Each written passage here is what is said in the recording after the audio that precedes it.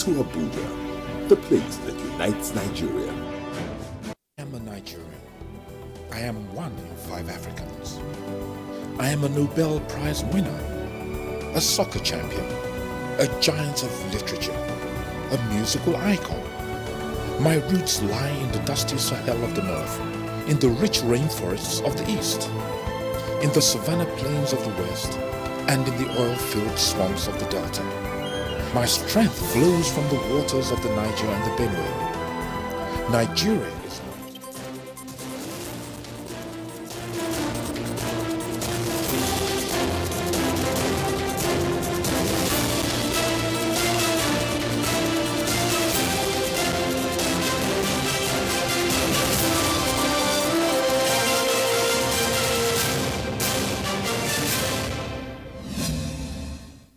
Hello and welcome to news on NTA International. I'm Nancy Godi Angonihu. First, the headlines. Kankara abduction. Government establishes contacts with the abductors and location of missing students identified. Chief Justice of Nigeria canvasses adequate funding for the nation's judiciary. Post-COVID-19, stakeholders call for evolution of safer and secure workplaces under the new normal.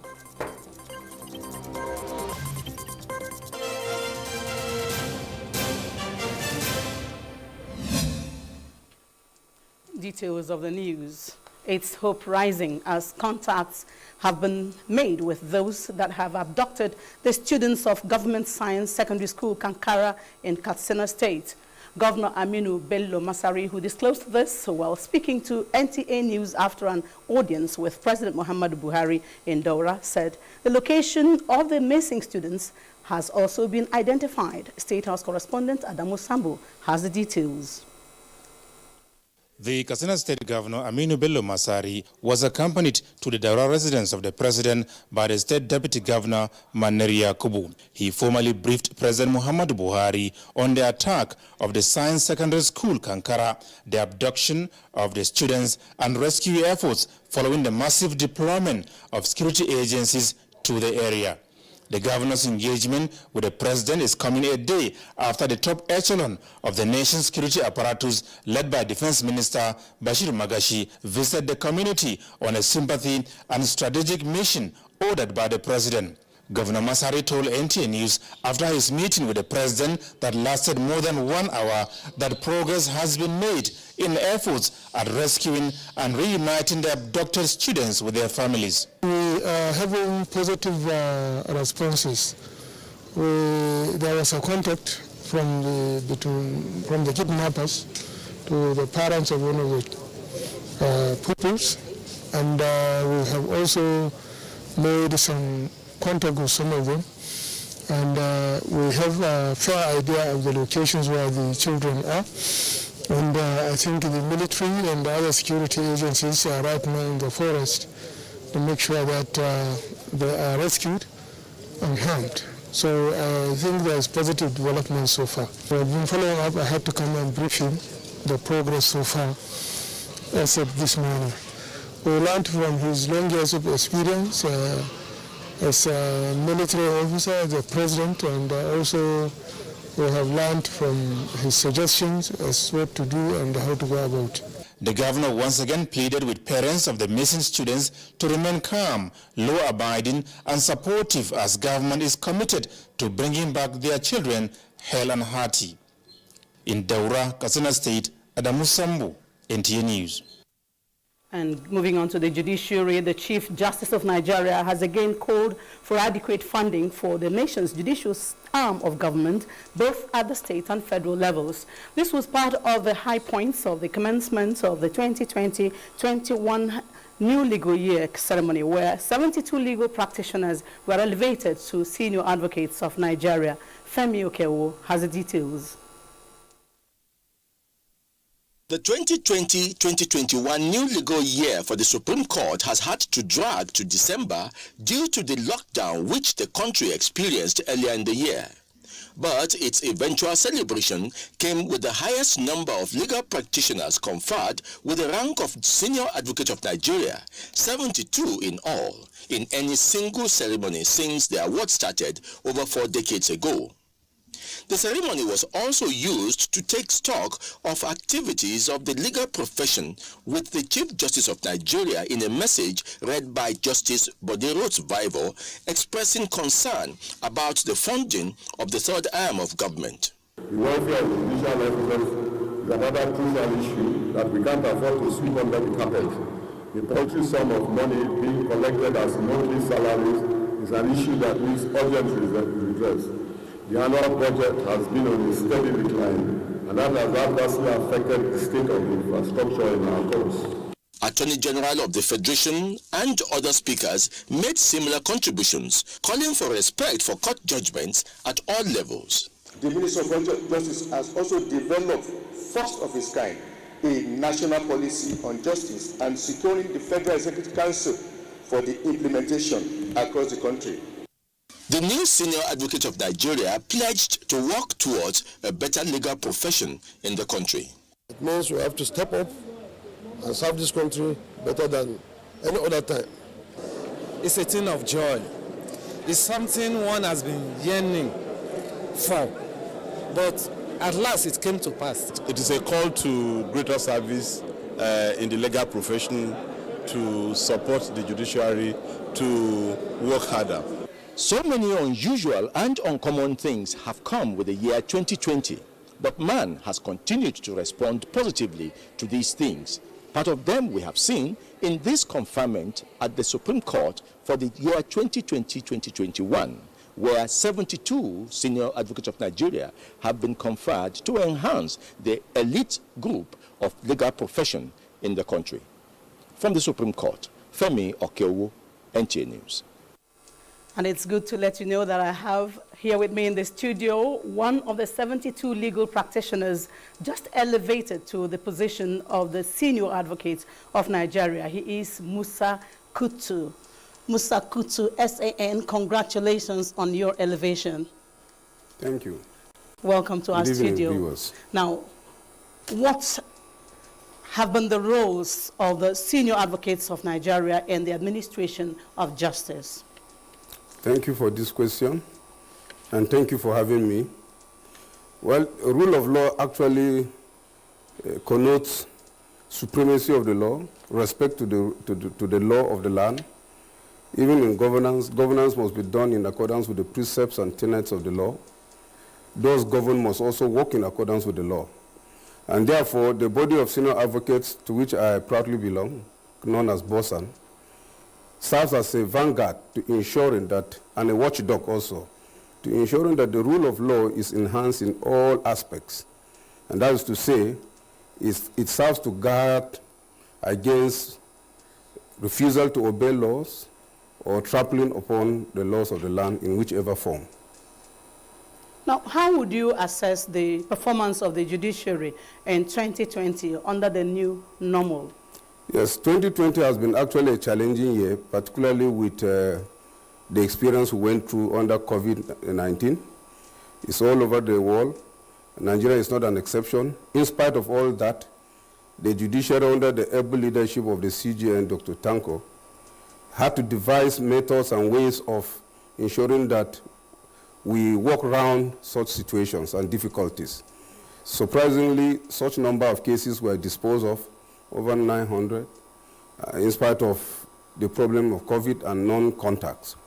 And to me, I think 2020, with all its challenges, the judiciary has performed credibly. The Chief Justice of Nigeria canvassed adequate funding of the judiciary. What's your take on this? It's timely. There's no gainsaying that for the judiciary to deliver justice speedily, funding needs to be enhanced. It is also known that even at the apex court, the Supreme Court, proceedings are taken by hand, not electronically, and this is an age-long practice that has been disposed of by developed countries. I think with an enhanced funding, certainly technologies can be deployed to handle such areas. Now, as others have said, they've made the promise that they will do well. What's your promise to Nigerians as you have been made a senior advocate of Nigeria? Well, my focus now is to see how I discharge the duties, the enormous responsibilities that's on my shoulder as an SN. I do not glory myself in even the glory of the name of the rank. I'm very conscious of the fact that the duties is so challenging, and therefore I will, in my daily practice, ensure that I maintain and improve the quality of practice, the decorum of courts between practicing lawyers and the bench, and to ensure that the society is better off. Now, once again, I thank you and congratulate you, Musa Kutu. Thank you. Actually, the name is Chief Gideon Musa Kutu. Thank you. All right. Now, turning to the economic matters. The micro, small, and medium enterprises remain the backbone of the nation's economy, and Vice President Yemi Osinbajo is urging states and local government councils to take a second look at some regulations that are affecting the growth of micro, small, and medium enterprises in Nigeria. This was during the inauguration of the Abuja Chamber of Commerce and Industries Trade and Convention Center this Monday. State House correspondent Jide Onifade reports. The Presidential Enabling Business Environment Council, PEBEC, was inaugurated in July 2016 as the administration's flagship initiative to reform the business environment, attract investment, and diversify the economy to reduce the nation's reliance on oil. Varied actions are followed to deepen the ease of doing business in the country. However, there still exist some drawbacks which are of concern to the administration. The time has come for us to have, the Chamber of Commerce paying very, very active attention to all that is going on in the MSME space, especially with respect to regulation.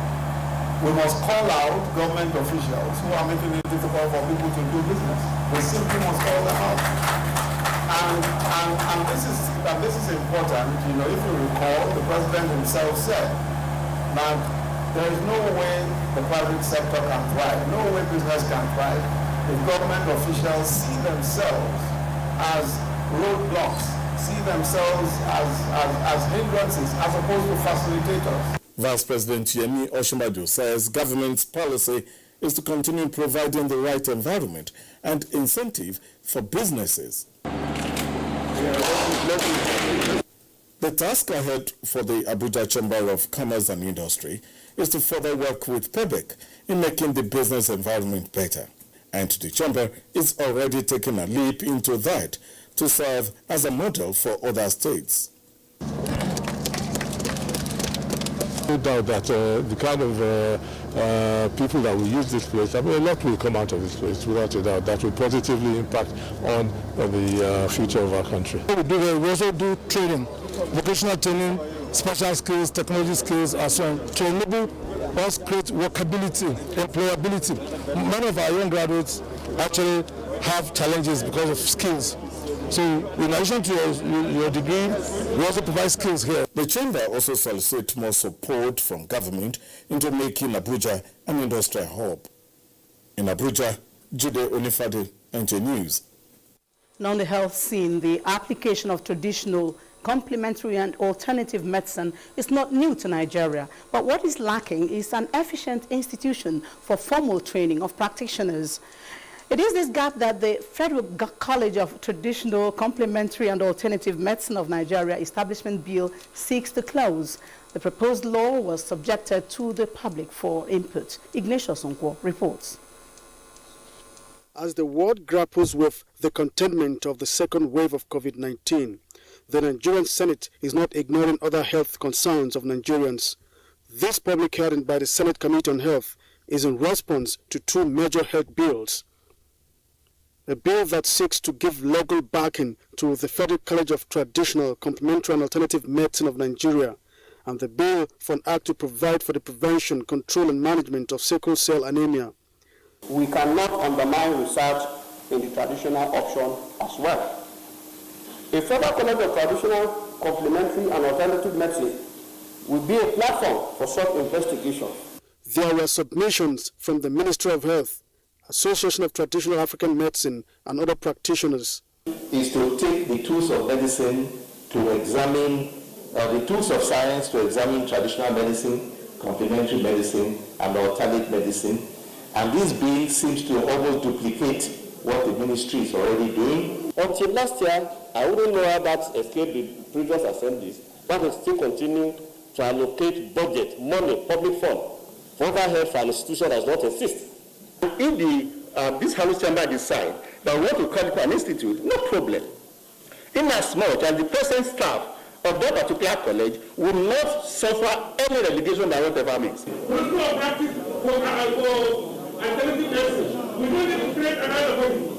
Ironically, sickle cell anemia, which is said to be preventable, is increasingly becoming a challenge to Nigeria's healthcare system.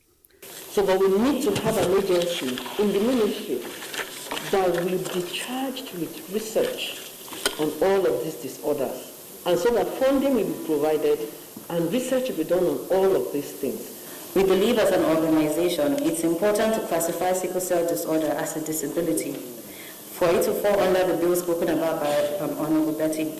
This bill seeks to provide for a strong political will and the provision of more funds for its prevention and control. From the National Assembly, Ignatius Nkwo, NTA News. Presidential electors have begun casting the votes that will formally choose Joe Biden as the nation's next president. Vermont's electors were the first in the nation to vote Monday, giving the state's 3 electoral votes to Biden and Vice President-elect Kamala Harris. For more on Global Update, over now to Uche Ugochukwu. A new variant of coronavirus believed to be causing faster spread has been identified. Health Secretary Matt Hancock said at least 60 different local authorities in England have recorded COVID infections caused by the new variant. He said the World Health Organization has been notified and detailed studies is underway. The first COVID-19 vaccination in the United States has taken place as the country gears up for its largest ever immunization campaign, targeting 100 million people by April. Millions of bottles of the Pfizer-BioNTech vaccine are being distributed. Elsewhere, Japan and South Korea grappled with surging coronavirus cases and growing public frustration, with Japan suspending contagious travel subsidy program and South Korea closing some schools. Figures on Worldometer coronavirus dashboard show global infections near 73 million at 6 p.m. local time, with Nigeria reporting 73,175 confirmed cases. Away from COVID-19, Cote d'Ivoire President Alassane Ouattara took the oath of office on Monday for the 3rd term amidst a political crisis. He called on the opposition to seize the opportunity to help ease the tense political climate to enable dialogue. Similarly, presidential electors have begun casting the votes that will formally choose Joe Biden as the U.S. next president. Vermont's electors were the first in the nation to vote Monday, giving the state's 3 electoral votes to Biden and Vice President-elect Kamala Harris. And negotiators for the UK and EU have restarted talks over a post-Brexit trade deal as they search for a breakthrough in securing an agreement. It comes after the two sides decided on Sunday there had been enough progress for negotiations to continue. That does it from here. I am Uche Ugochukwu. We're watching the news on NTA International. We take a break now. I am there now. Are you sure this will work? It has to. I can't miss this guy's lecture. Just keep your phone on so I can listen. Today we're going to be discussing sleep disorder. What is the medical term for sleepwalking? Somnambulism. Right. Get free Intel to Intel quotes and experience HD quality conversations every time. Intel. Live more. Dialogue, empathy, love, and unity. These are vital components of nation building.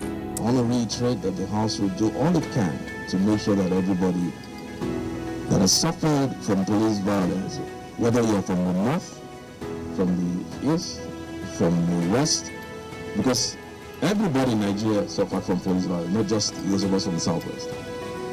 That will be applicable to all, including policemen that lost their lives in this unfortunate incident. Let's build and not destroy.